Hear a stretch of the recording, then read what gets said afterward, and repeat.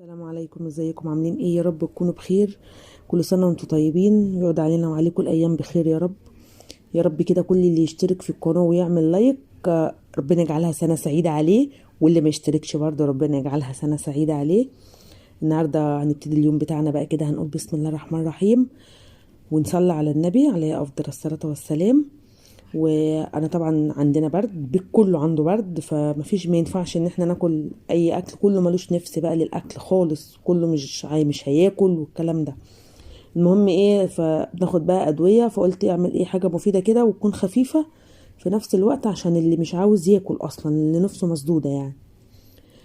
قلت اعمل شوربه خضار، وكان عندي رز، وعملت جنبهم فراخ، حاجه خفيفه كده وتمشي الحال.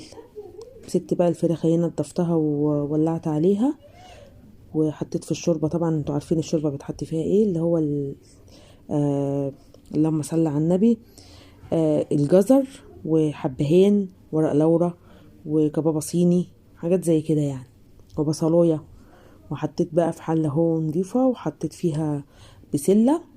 الاول حطيت حته سمنه خليتها قدحت، وبعد كده قمت نازله هو بالفاصوليا الخضرة بعد ما قطعتها وغسلتها طبعا الاول قبل ما تتقطع، وحطيت البسله، وهقلب بقى فيهم ياخدوا تشويحه كده. انا بعملها بالطريقه دي كده، شوربه الخضار يعني بعملها بطريقه مختلفه شويه.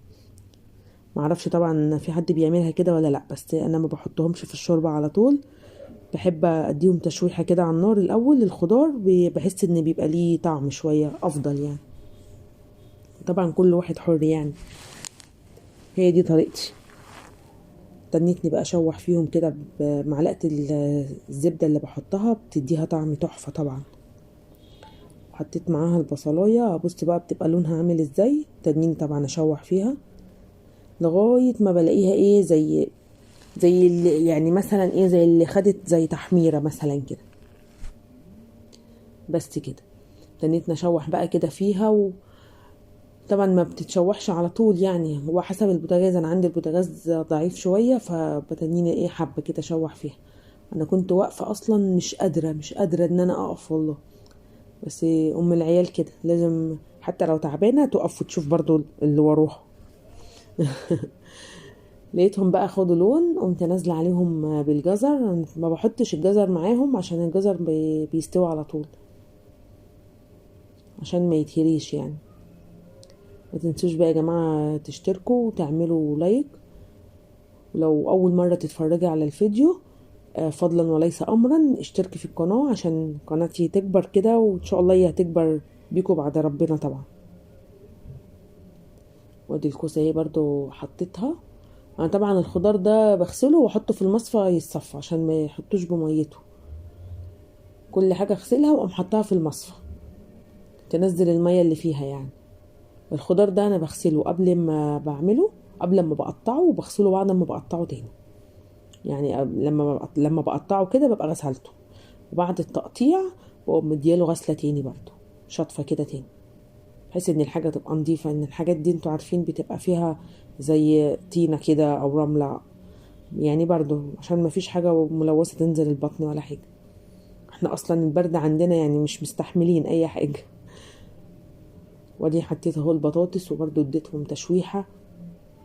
انا طبعا بتنيني احط واقلب احط واقلب. وادي الفراخ اهي خلصت. هزود بقى الشوربه. هحط الاول مصفى كده علشان ايه انزل عليها يعني، عشان الشوربه بيبقى فيها حاجات. سبت الكبشه اهو، وهروح اجيب مصفى وهحط بيها. حطيت الاول المصفى على الخضار، وبقيت اشيل من الشوربه واحط، اشيل من الشوربه واحط، بحيث ان الشوربه بيبقى فيها حاجات كتير يعني، الكباب الصيني والفلفل الاسمر والحبهان ما ينزلوش في قلب شوربه الخضار. لان انتوا زي ما انتوا فاهمين الحاجات دي لو جت تحت السنان بتبقى طعمها مش لطيف. بس بصراحه كانت طعمها تحفه، منها فتحت نفسهم يعني، حاجه خفيفه زي شوربه بتتاكل يعني، حاجه خفيفه وفي نفس الوقت برضو مفيده يعني. عشان طبعا بناخد بقى مضاد حيوي، اللي بياخد ابر واللي بياخد برشام، غير المسكنات، حاجات زي كده يعني. وحطيت طماطمايه اهي، قطعتها 4 كده، قمت حطاها تدي طعم برضو حلو للشوربه. بس كان اكله خفيفه وخلاص. اهم حاجه طبعا ان الواحد يعمل اي لقمه في البيت. كل سنه وانتم طيبين، يا رب يعود علينا وعليكم الايام بالف خير يا رب. احنا في ايام مفترجه اهو. يا رب كل اللي يشترك في القناه ربنا يحقق له كل اللي بيتمناه. وادي الفراخ اهي طلعت، بحطها بقى كده لحد ما بولع على الطاسه واحمرها. يعني ما بناكلهاش مسلوقه، هي المفروض كانت تتاكل مسلوقه اصلا، بالذات واحنا تعبانين كده، بس عندي الولاد ما بيحبوهاش مسلوقه، لازم تبقى متحمره. يا اما تبقى متحمره محطوطه في طماطم وحطها في الفرن، يا اما بحمرها في قلب الطاسه عادي في قلب الزيت يعني، او حته سمنه. وادي رز اهو كان عندي من امبارح، كان حبه يعني، كنت عامله امبارح رز وفايض منه حبه، قلت اسخنهم برضو جنب الاكل. ادي هي كده خلصت. بصوا الخضار شكله حلو ازاي وهو معمول لما بتتحمر كده. جربوها كده يا جماعه تعجبكم قوي قوي قوي قوي.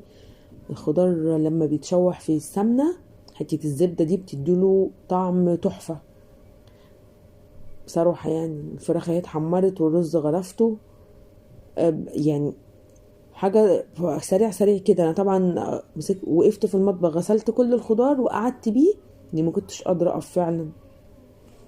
قعدت بقى بيه في الصاله وقعدت قطعته كله، وبعد كده قمت وقفت طبقته كله على بعضه. بس يعني اكله ما خدتش اي حاجه. ما تنسوش بقى تشتركوا في القناه وتعملوا لايك وعشان وتفعلوا زر الجرس عشان يوصلكوا كل جديد.